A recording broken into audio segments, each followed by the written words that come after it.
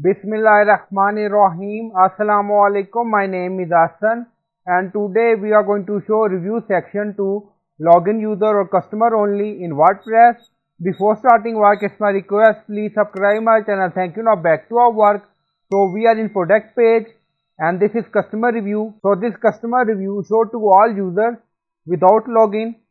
So we are going to display review section to login user only in WooCommerce WordPress.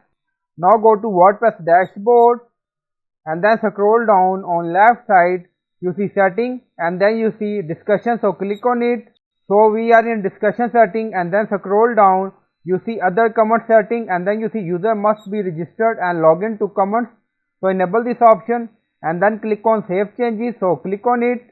Now setting saved. Go to product page and refresh the page. Now you see customer review show on product page because we are in login. Now go to another browser and refresh the page.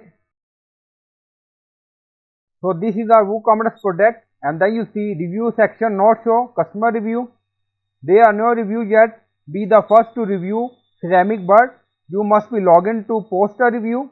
So in this way you can show customer review section to login user only. So I hope you like this video. Please like, comment, share, subscribe. Thank you for watching.